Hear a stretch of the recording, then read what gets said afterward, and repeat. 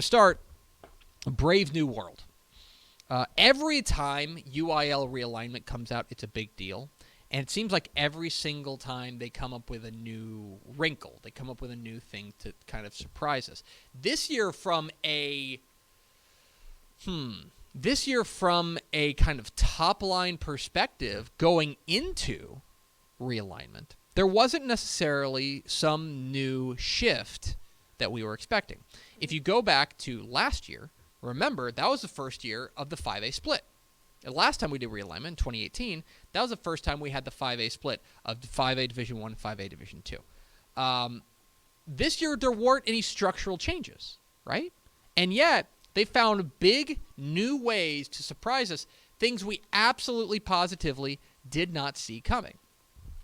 For example, I think the biggest headline the first thing I saw was, especially in the 6A world, was the splitting of Allen and Plano. Basically, since they've both risen to the largest classification, which is back in the early 90s, Allen and Plano have been kind of tied at the hip.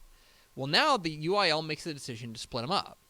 And Allen moves to District 5 with Denton Geyer, Denton Braswell, a few other teams like that. They basically go north and west, while Plano goes south and west, the Plano schools, where they will take on, or rather more kind of straight up west, going to Coppell and the Louisville schools. It is rather surprising to see that. That was a pretty big seismic shock. Another thing in 6A that I think is super, super interesting is now half of Region 2 is comprised of Houston area schools. Yep. Half. So you look up and down there, starting at District 13. 13 through 16 is all Houston area, right? You've got Central Texas in there, yes. You've got some DFW teams. But really, half of Region 2 is now Houston area. That is a pretty amazing kind of idea. Region 2 has typically been DFW and Central Texas, maybe some East Texas. For half of it to be Houston is pretty shocking. The other one, and Matt Stepp mentioned it on the episode of Tep and Step, is that we were wondering what they were going to do as far as in 6A with the Austin area schools. In the end, what ends up happening is that they shift over, and Austin is now entirely comprised of Region 4. Which I would say is a big win for the 6A teams in Region 4. For those Austin area teams to move over there, that's where they want to be. Remember, you may remember like Vandergrift was in District 13 last time. Now they're back over in District 25. That is a pretty big win, I would say, for teams like the Vipers. So overall, I missed this because I might have been looking at the comments. Did you mention the craziness that it's Duncanville, Cedar Hill, and DeSoto? We'll get to that. Don't worry. Sorry. I thought I missed it, and I was like, don't forget that. There's a lot. I got a lot to talk about. But yes, that is obviously a very big deal as well. So my second thought is kind of regional chaos. I'd been kind of hammering it home all in the lead up to UIL realignment that, yes, pay attention to the districts, but more importantly, pay attention to the regions. And there was some big regional shakeups as far as what these brackets and what these regions for the Texas high school football playoffs are going to look like. Start 5A Division 1 and Matt Stepp. Matt Stepp saw, or there's two things in 5A Division 1. Yes, obviously Region 2. We'll talk about them in a second.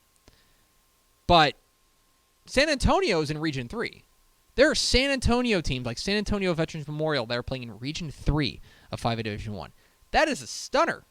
That is incredible to think about that. San Antonio is always in Region 4. That's South Texas. But instead, they matriculate their way in to Region 3. And then, of course, there's Region 2 of 5A Division 1.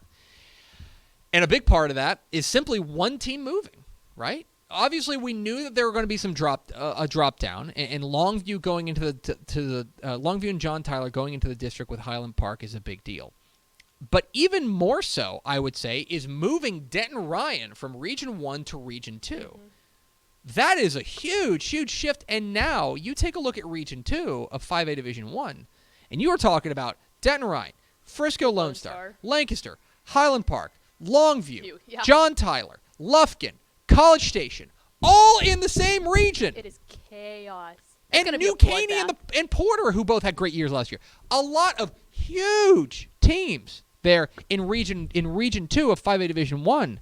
That's a monstrous region. And I think the best thing is we haven't seen those teams really play together. Correct. Like, that they're all powerhouses, and then to put them all together is going to be It's going to be interesting. Beautiful. Right. Another thing. A big question was who, or a big thing that kind of stuck out to me is who didn't change regions. Waco La Vega did not change regions. They stay in Region 2. Remember, there was some thought that they could be going south to Region 4. They could be pretty much anywhere, but they end up sticking in Region 2 in District 5. They kind of stick with Stephenville and Brownwood. The other one was Mart. Mart sticks in Region. Mart finds a way to stick in Region in Region 3. They stay there. Remember, there was some thought they could go to Region 4. They could go to Region 2. They end up staying put in Region 3. One pretty notable team that did move was Grandview. Grandview, the two-time defending 3A Division I champs, moved from Region 3 to Region 2. And that is a pretty huge thing because they are now moving sides of the bracket. That means that they are now going all the way, and they're going to be playing teams from West Texas if they were to make it to a semifinal. By the way, they're in the same region with like Malakoff, who they played in the title game a couple of years ago. They're in the same region with Pottsboro, who they played in the title game this year. Pretty amazing stuff to see Grandview move from Region 3 to Region 2. I mentioned the Austin area back in Region 4. That's a pretty big win for them. Another one that just stuck out to me that just, I don't know, this is me going through Texas high school football alignments just typically.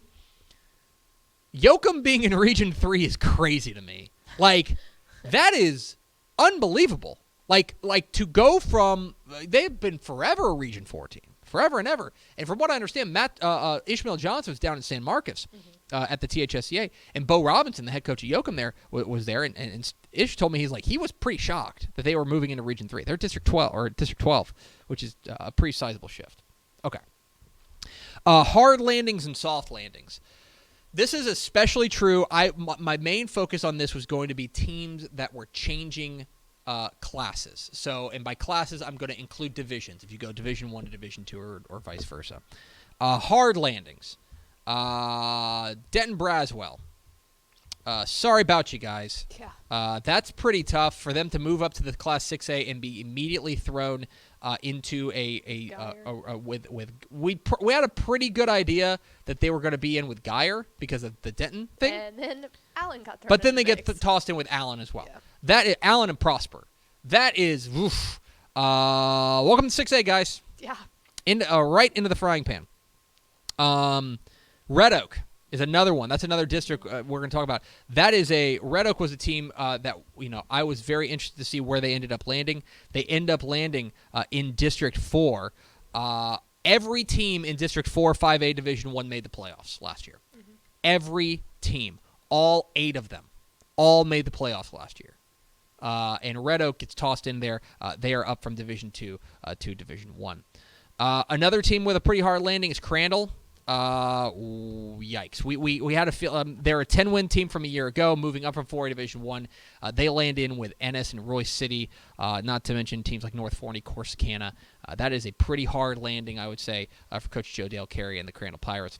Another hard landing, Corpus Christi in 4A Division 1. We'll talk about their district here in a moment, but we didn't really know how that was all going to shake out. Well, I'll tell you that with Cal Allen and Miller and all of those squads in the Corpus Christi area to be put in there with Port Lavaca Calhoun in a just brutal district. That was a pretty hard landing, I would say, for the Corpus Christi schools.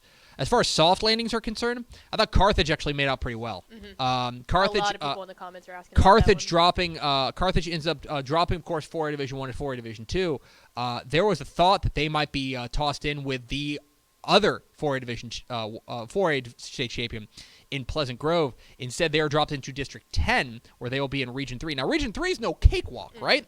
They're in there with West Orange Stark. They're in there with Waco Connolly. They're in there with Sealy. They're in there with Silsby. But to land in there in the district that they did, where the second best team in that district probably is Jasper, I would say that's pretty darn solid for Carthage. I think that's a pretty soft landing and a pretty favorable alignment for Carthage. And by the way, I am quite sure that Pleasant Grove and Gilmer are not particularly too shook up and too heartbroken. They don't have to see Carthage in district play. No kidding. Another soft landing, Liberty Hill. Yep. Liberty Hill made out like bandits. This is about as with their move up. to 5A Division II, this is about as good as they could have hoped for, as they land in with basically Austin ISD and Marble Falls. That's pretty darn good, because there was a thought that they could get in there with Georgetown Eastview, with Brenham, with Elgin, with those with those schools, and instead, in the Leander schools instead, they land in Austin ISD. For Jefferson, Walker, and company, that feels like a pretty soft landing for them. If you're going to move up, that's the way you want to move up, for them. And finally, the other one, and shout out to Ishmael Johnson, but Maynard New Tech. Maynard New Tech, yes, they're in a district with they're moving up from 3A to 4A Division II. And yes, they're in a district with Wimberley and Geronimo Navarro. Got it. Yeah. But they're also in there with Eastside Memorial, Austin Achieve, which is a charter school, and San Antonio YMLA, which is a total unknown. All told, for a team moving up, that's about as good as you probably could have hoped for there for Maynard New Tech. Finally, new districts of doom. This is just real top line. We're gonna go deeper into this as far as what the new districts of doom are. But everyone is paying attention to District 11 6A, and I get it, right? That's a monstrous district, and we thought there was a chance. We thought there was a chance that they were going to put Duncanville back in with Cedar Hill and DeSoto, right? Along the I-20 corridor, we were thinking, okay, Duncanville, now that those Dallas ISD teams that they were aligned with last time had dropped to 5A, they're kind of an orphan. They get put back in there with DeSoto and Cedar Hill. But the real kicker is the fact that they also added Hewitt Midway. Yep. That Hewitt Midway is coming north up there from the Waco area, and so you've got a 1 through 4 right there of Duncanville, DeSoto, Cedar Hill, and Hewitt Midway, not to mention teams with plenty of pedigree like Lake Ridge, like Mansfield, like Waxahachie, like Waco. That is a brutal, brutal district, and probably the toughest district in 6A.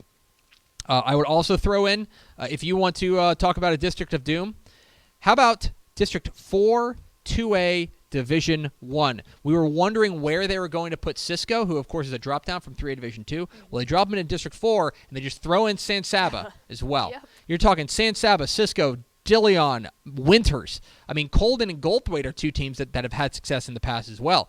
That is a brutal, brutal district, especially at the top, with San Saba and Cisco going at it in district play. That's a very tough district as well. The other one is you go back to that Corpus Christi district, where you're talking about Corpus Christi, Cal Allen. We're talking about 15 4A Division 1. 15 4A Division 1 is now comprised of Port Lavac, Calhoun, Corpus Christi, Cal Allen, Corpus Christi, Miller, Beeville, Jones, Alice, and Corpus Christi, Tolosa, Midway. All right. Those are all teams. 5 of those teams made the playoffs. All five of those teams won a playoff game last year. 9 wins, 12 wins, 12 wins, 11 wins, 9 wins. Yeah, that's Tolosa hard Midway, to do and when you're Tolosa Midway, close. by the way, TM is better than they used to be. TM kind of used to be a really in a bad way. They were a 4-6 team a year ago. They were not bad. That is a brutal district in District 15 4A Division 1. Those are just some top-line takeaways from UIL Realignment. We're going to have complete coverage on TexasFootball.com over the next couple of days, weeks, months, years, forever, for the rest of our lives. Presented by our friends at James Hardy. It's a huge day in Texas high school football. UIL Realignments are out, and we are going to be breaking them down at TexasFootball.com.